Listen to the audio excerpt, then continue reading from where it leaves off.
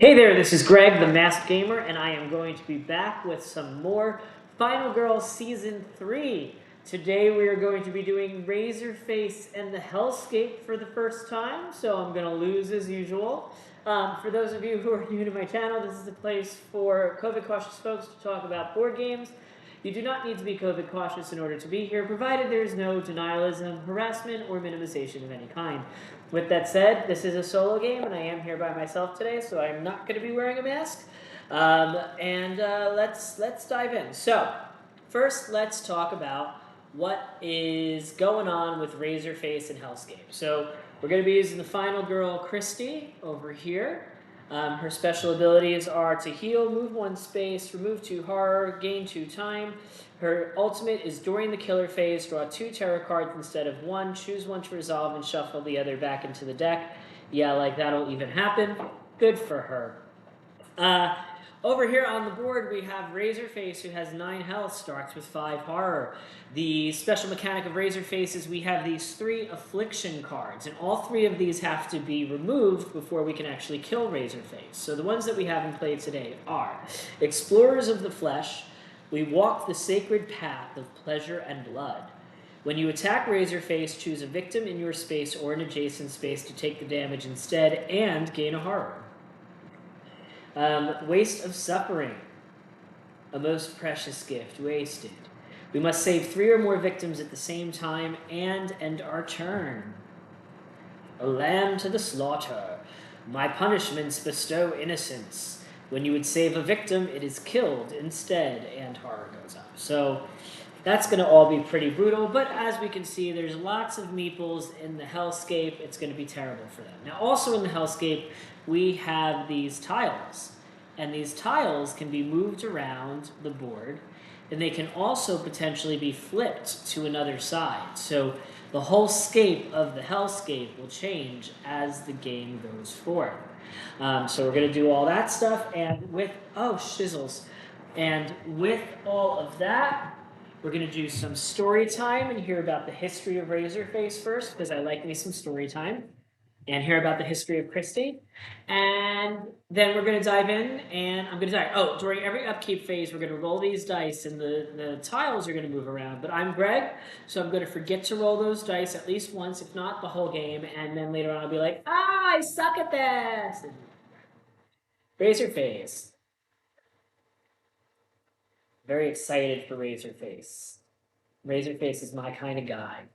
Look at him. Look at that. Look at that. Look at that S&M B&D gear. Some kinky stuff going on in hell. Well, obviously. His life was made of devilish, vile things. The life of a murderer. The life of a sadist. The life of a living demon bound for hell. Upon arrival into the fiery darkness of the abyss, he was greeted with open arms. Arms that would tear him apart and rebuild him into a creation of impossible evil. Inflicted upon him were punishments unimaginable, even for a life as twisted as his, there was no match. Decades passed, centuries collapsed around him, and after insufferable eons in the chthonic muck of the universe, a new being was born. He emerged with open eyes peeled back by an understanding of dreadful hunger, an urge for endless pain, fathomless torment. Punishment lived within him now and clawed its way out from the surface of his skin like deep-cutting razors. Oh, clawed its way out from the surface of his skin like deep-cutting razors. Anguish became an ecstatic gift that he ached to achieve, that he ached to give. I'm okay today, really, I am. His true name was lost to the ancient fires of hell, but those who have received his generosity know him as Razorface, the cosmic sadist, the gift giver, the bearer of agony. A single step into his domain is a contract bound in blood. Now, Samantha knew that, and she knocked at the door anyway. It was easy, really.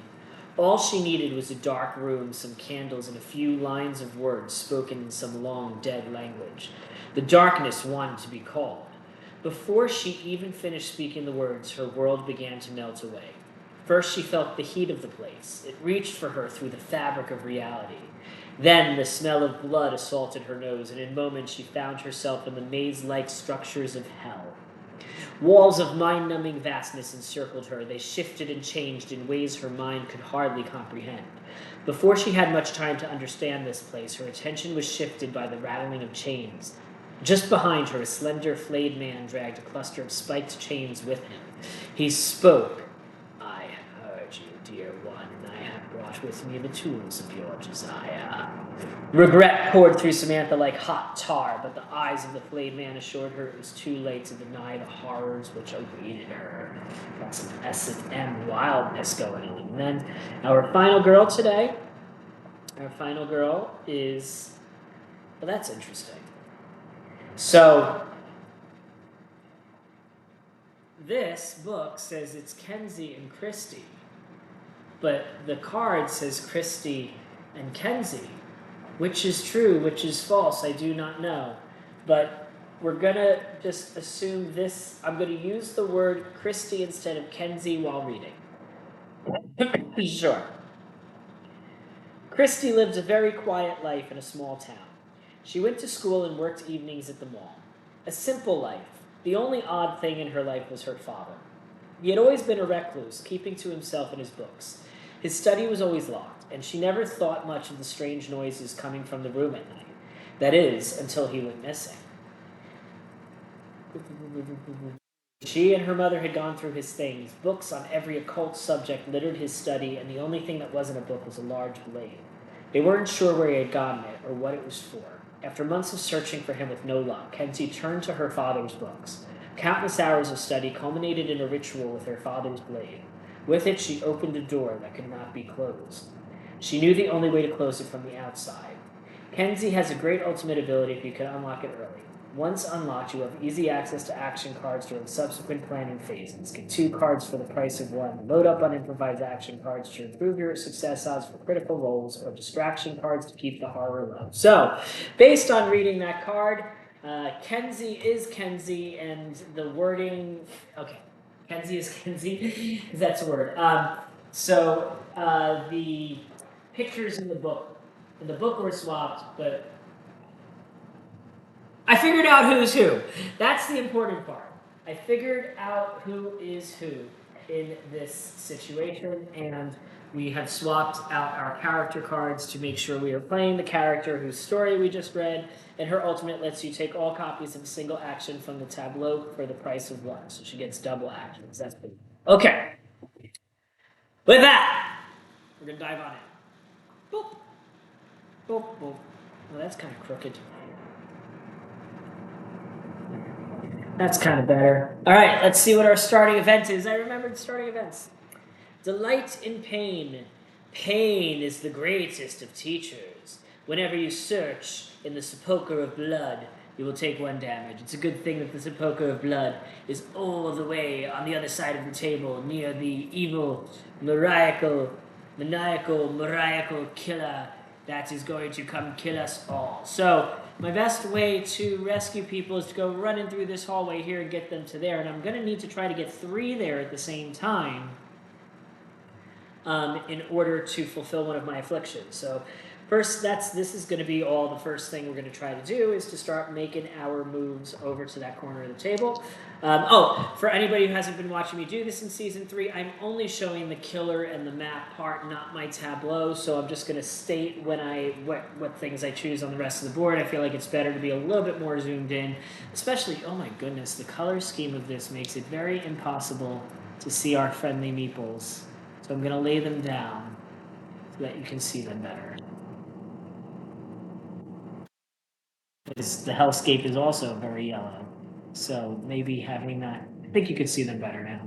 Sure. This is our final gal, this is our killer, and here we go. Walk. Roll some walk dice. Oh, and I use the tier dice because I suck.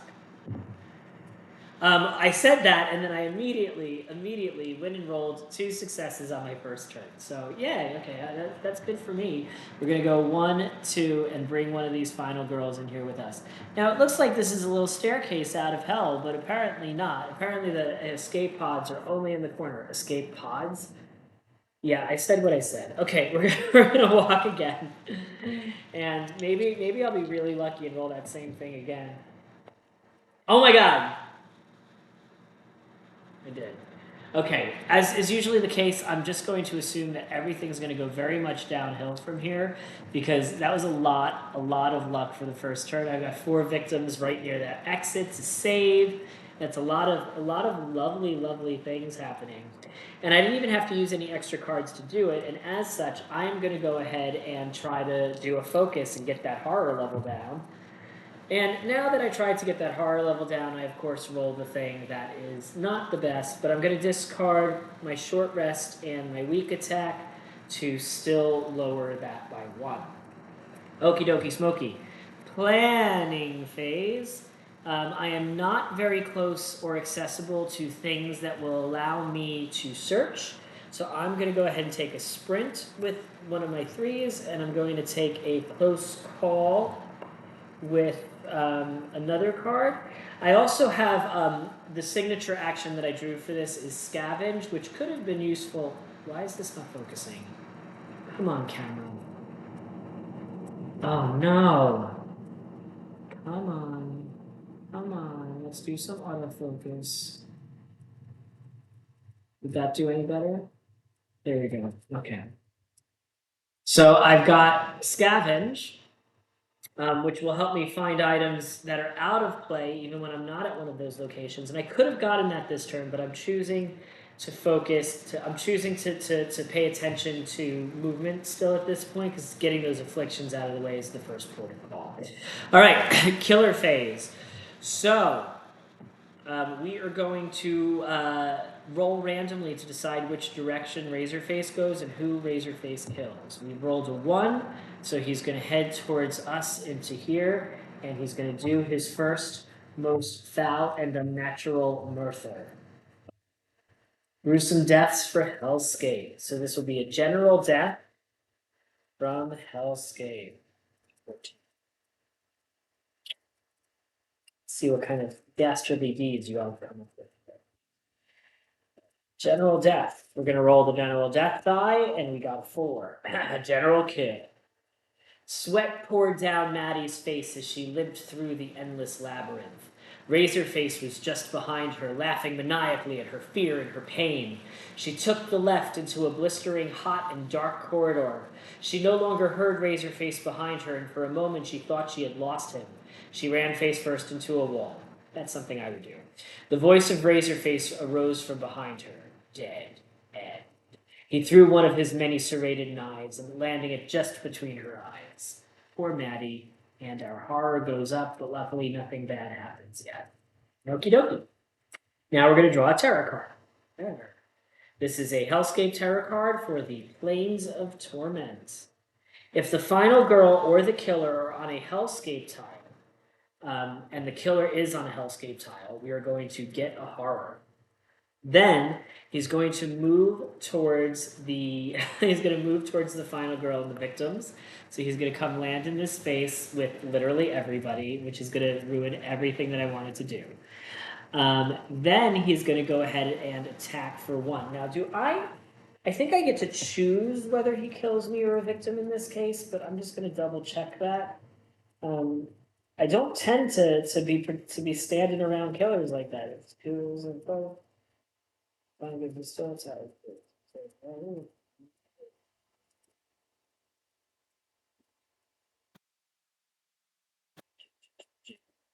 Yep, he'll always attack victims first. So we're going to kill a second victim today, because why not? The hands of Hunter looked human, but the hand of the hunt. That's the wrong. That's the wrong page. Yeah, this is Plains of Torment. Plains of Torment. Here we go. The Hellscape was itself a weapon, and Slayer was skilled in its wielding. Behind every decrepit. What? I keep reading the wrong section, y'all. I'm sorry. Okay. We're at Razorface's page, not Hunter's page. We found the Plains of Torment card. Here we go. Grant. This is Grant. Grant swung the ancient sword at Razorface, who, like a shadow, managed to dodge each of his blows. They danced a violent dance. Razorface glided across the ground, laughing at each of Grant's swings. Razorface stopped, just as Grant raised his sword. Razorface said, "It was a pleasure." A massive bladed pendulum appeared from the shadowy heights of the maze. Its motion was swift, and Grant's body peeled apart just like a ripe orange. Lovely. So that's Grant dead. And that also means that we're raising our bloodlust yet again and raising our horror. So it's a good thing that we lowered our horror before our horror is now at 6. Well, that was terrible. Okay, so all 3 of these victims are also now going to panic because they're in Razorface's space and he killed someone. So if we roll anything other than a 5 or a 6, it's going to be even harder to rescue them. So victim number 1, I just can't roll inside of this dice. Oh my god, stop bouncing out of my dice tray. Victim number 1, 3. So that one's going to run backwards from whence I came. Victim number 2, 4. Also going to run backwards from whence I came. Bloody poop heads. And finally, 4. So they all run away from the exit that I had so masterfully gotten them towards in the first turn. I will not be able to even take them back there because they won't follow me into a space where Razorface lives. Lovely. So we're at the finale and we're going to go ahead, we're at the upkeep and we're going to go ahead and see what happens with these dice. So we have rolled a hourglass and a 4-pointy thingy. So these 2 spaces are going to swap, which does nothing for me other than get more victims away from the killer, but there's still really no place that I can take them. So I'm going to have to circle all the way back around to the bottom to do that. Oh boy. Okay. Well, it's a good thing we can still sprint. Pray for me. Okay. We have gotten a tier and we've gotten a 1 and a 3, so I'm going to discard the other 2 cards in my hand to make that a somewhat success. Run through this hallway here towards these people and lose a time. And that's the only thing I can do in my turn. So I've got 5 action points to spend. I'm going to get a sprint. I'm going to get that secret scavenge card that I had from before because I feel like that's the only way I'm going to really get items out of this mess while just run around in circles, which seems to be what the theme of Hellscape is going to be in my life. Oh boy. All right, well that was all I could do. So Slayer's just going to walk on over here and just keep killing some people. We were going to have general victim death number 6. Razorface. Nope. Razorface. Aha. JC. This is JC. JC peeked around the corner to find Razorface glaring at her through peeled eyes. She ran down the other end of the hallway, stepping in puddles of coagulated blood. Razorface suddenly stepped out of the darkness on the far side of the hall. JC screamed and pushed open a crude door on her left. On the other side was Razorface, knife in hand. In one swift motion, he glided the knife across her neck. She dropped to the floor, choking on her own blood. So that's death number 3 already, and now he's going to start moving 2 spaces. So Razorface just kicking my tuchus over here. We get to do a terror card on top of all that. Ecstatic torture. He's going to move 1 towards the next victim, and he's going to kill someone else. Ooh, this is going to go real fast, isn't it? Ecstatic torture. The heat of the fires below the bridge draws sweat from Shelley's face. She runs across the thin stone structure as fast as she can, but she is no match for the speed of Razorface. Virtually gliding across the stone edifice, Razorface grabs Shelley by the back of her hair, yanking her to the ground. He draws a pair of sharpened pliers from his belt and starts on her eyes, her screams echoing across the desolate plain. So Shelley's now dead. And that brings us up to our dark power already. And when I first saw this board, I was like, oh, it takes so long to get his dark power. Yeah, right? His dark power is soulbound. When this is revealed, gain a new affliction. So our new affliction is a delicious sacrifice. I have to remove a 0-cost card from the game permanently. And if the dark power had already been revealed, it would be I have to remove 2 of them from the game permanently. Well, we're just going to hang on to that for a while because, yeah, great. We also are going to lose 2 times, so we're going to start with only 4 time instead of 6 time at the start of the next turn. This is brutal. And then we have to see where the hellscape rolls around. And we have drawn a squarey thing and a crossy thing this time. So at least it's not where we're not the stuff we're trying to work with, but it is giving him a much better path to get to our victims yet again. Oh dear me. Okay, that's fine. Let's play action cards. At least horror didn't go up again, so I can still freely sprint and try to get some saving going on. So let's roll these sprint dice. And we got one success. I'm not going to keep holding it up. You're just going to have to start trusting me. So we're going to lower our time by 1. We're going to move 2 spaces and take... Oh, the Nexus is also an escape. So I have an escape route in the middle for these a little bit quicker. That's pretty good.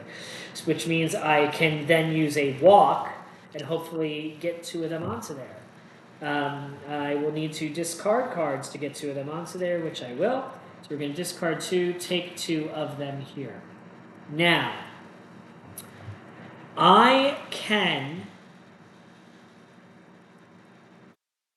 get rid of one of these now, but it's going to make my life much worse. So I'm going to wait. I'm just going to kind of leave them there on the Nexus for this point in time. I'm going to use Focus first to try to lower my horror. And I got 1 success, so that costs 1 time. And the horror goes down by 1 to 5. Now I can try to save one of the victims, but kill it instead, which will raise my horror by 1, but I also have gotten rid of one of my 3 afflictions. I believe I saw a thing in here for this. What was that? Lamb to the slaughter? Was the name of that? Yep. We're getting close to the exit, you said uneasily. Thank you, you saved me, says the whimpering man. Through winding corridors, you guide the hapless victim, knowing what awaits them at the end. Here it is, you say in a grave tone. At the end of the corridor, a dark, yawning archway stands, eerily in silence, and they run in. Finally, and his words were cut short as he passes through the shadowy gateway. His vocal cords now full of blood from a hooked chain leading into the darkness. Razorface steps out of the shadows, smiling. He yanks the hooked chain deeper into the man's throat. Your sacrifice will make an acceptable pleasure. And of course, that was another dead person, so we raise our bloodlust again, but at least we're down to 3 afflictions. I still have a scavenge, and I still have a walk, but if I don't roll a success, it's just going to be a waste of them, so I'm not going to do that. I'm just going to instead take a sprint with my remaining 2 time and hope that I have some better luck on the next turn. Ooh, this is tough, y'all. All right. Razorface is going to move 2 spaces towards the nearest victims. At least he didn't kill anybody yet this turn. Pain and pleasure, indivisible. Well, now he's going to kill somebody. All right, he's going to move towards the next space. He's going to kill this person with pain and pleasure, indivisible. And that says... Frank was caught in a web of spiked chains. The pain was unbearable. Every inch he moved was met with searing pain, and there was no way out. Have you come here for pleasure or pain, Frank? A seething voice said from behind him. Neither, I was just curious. Then you shall know both. Suddenly a jolt of venomous energy ran through the spiked chains, amplifying Frank's pain to a symphony of ecstatic sensation. For Frank. And this goes up. Our horror goes up again. Our horror goes up from plain and pleasure, indivisible, boom, which raises our bloodlust again, and we get an event. Barrier of blood. We are going to place a barrier of blood token over the Nexus on the side of your choice. We're going to put that at the top. This is now... The Nexus is now only an The Nexus is now only an exit or search space, but not both. So we're going to keep it as a search space based on what we need from the afflictions. But that was pretty brutal. It said that is a lot of blood, and then but the good news is I get 2 time. Thanks, fam. So this victim is going to panic and run to 5. which is towards the exit, but not going to do a lick of good. Probably. And then during the upkeep phase, we're going to see how our map changes. We've rolled those same 2 tokens again. So these are going to flip like this, which is that's actually pretty good for helping me out, I think, to get one of the things I still need to do. Great. Fantastic. Then it's my turn. So my problem here is that I only get to roll 1 die. So we're going to go ahead and try to focus to begin with. And we did roll a success on that, so we'll be able to roll 2 dice again. Thank goodness for small flavors. So let's go ahead and try to sprint. And I whiffed on my sprint.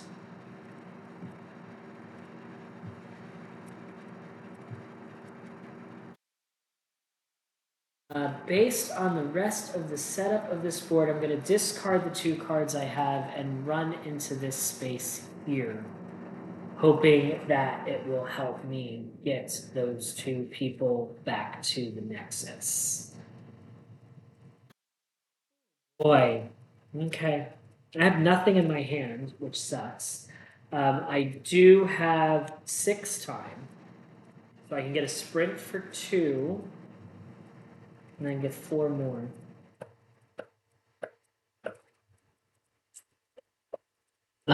Boy.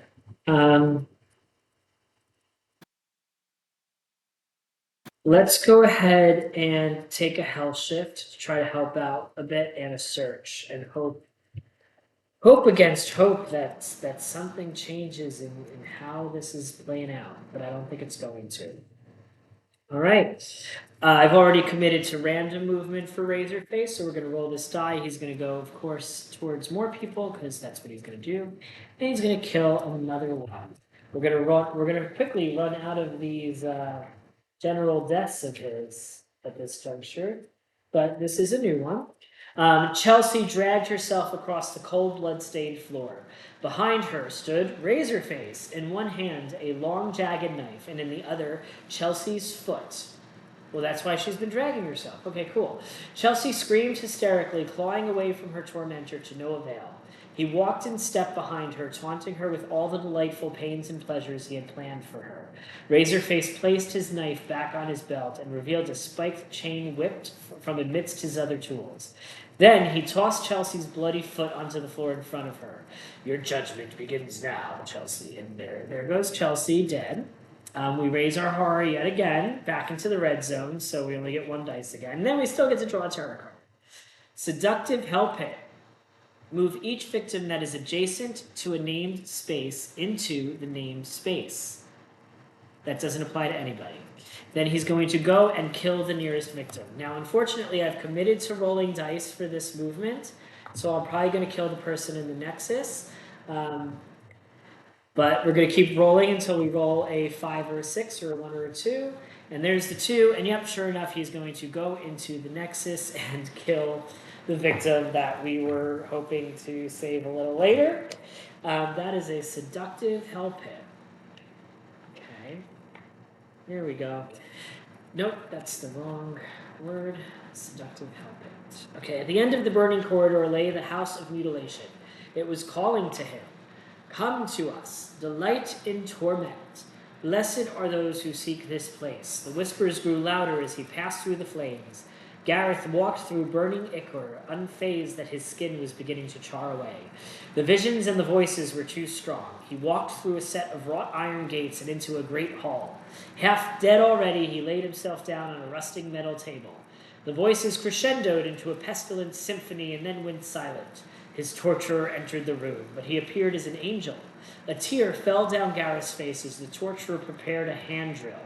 Gareth's laughter turned to screams as the visions faded and the drill cracked his skull. And Razorface recovers the health, and we discard the next tarot card. Now, I don't know, y'all, why Razorface has 9 health. Like, you could have given Razorface 3 health, and this would have still been wildly hard. So, like, 9 health? Really? Okay, sure. Okay, moving on to the upkeep phase. Let's see how the map rolls around. We are going to flip the this one. So that gets flipped, which just makes my life harder. I still have a potential of saving 3 victims somehow. So let's pray we can figure that out. We're going to start with focusing because we can only roll 1 die. And we whiffed it. Cool. Great. Then we are going to fudge. I've only got 1 walk and 1 sprint, and I don't have anything else to focus with. So we're gonna go ahead and try the walk first with 1 die. We rolled a success, so we get to move 1 space towards this exit, which is just gonna put us next to the bad guy so he won't kill us again. But sure thing.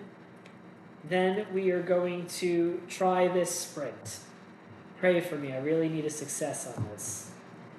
Okay, so if I discard 2 cards, which would be short rest and weak attack, I can turn that into a success and move 2 spaces so we can at least get next to this exit.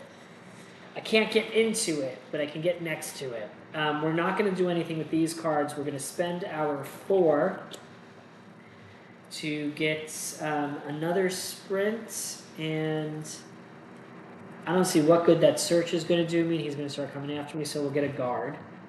Wild. All right, let's find out if we can manage to at least get another affliction done. So first things first. Nope, we can't. He's too close to us. This turned into a. Oh, you know what I could have done? I could have tried to use this Hell Shift card. So we're going to do that. And we would have failed and just lost 2 time. So I just don't get my guard instead. But at least I tried. Okay. His movement's 4. So this is pretty much going to be the end of the game, for the end of any hope. He's going to kill 1 more person. We're going to do a regular death. Oh, we killed her already.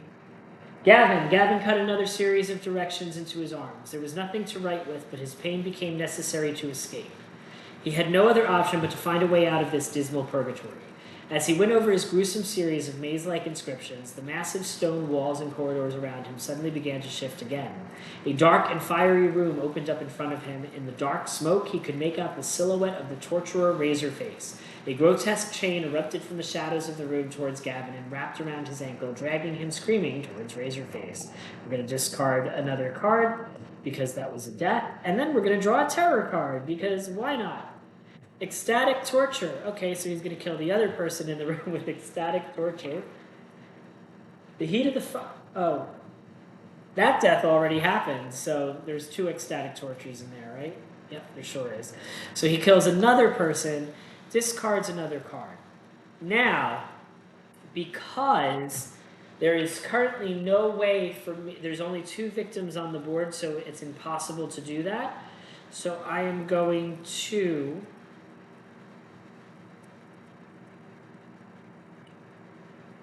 remove that affliction and draw a new one to replace it. If I ever need to draw one and can't, then I automatically lose. This one says that I need to achieve or use my ultimate ability. That is impossible because there's not enough victims on the board. This is you or Razorface has only 1 health remaining, so that one is possible. Okay, so I spent all that time trying to save the extra people, and for naught. So there was also a death there, which meant we're going to did I already discard the top? Yeah, I already discarded the top card of that based on that. So there's 2 of those left. There's no victim to panic. We still get to move the table around some more. We're going to flip this card again. That's nice. It makes it closer to me, I guess. And then it's my turn. I don't have an attack.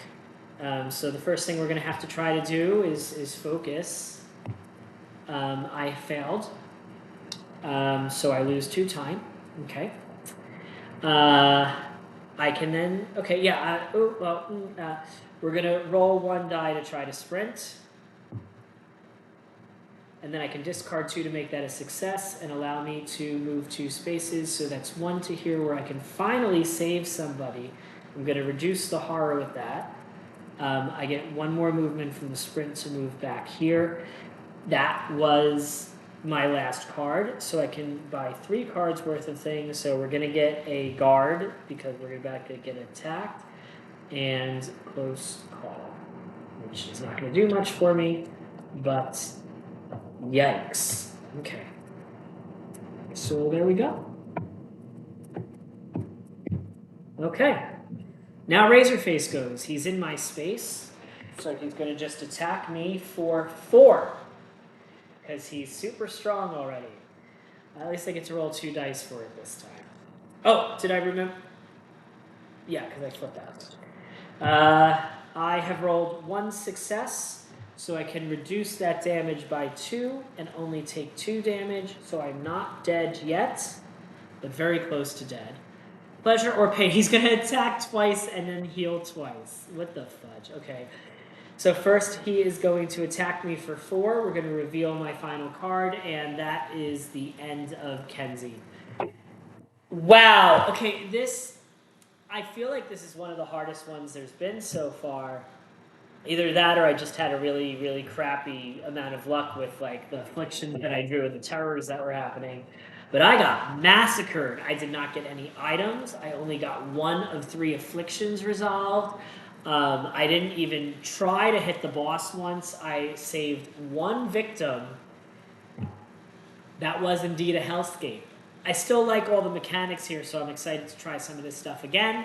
But for now, that's it for today. Thank you for tuning in. Don't forget to like, don't forget to subscribe. Do not forget, keep those health bars full. Thank you and have a great day.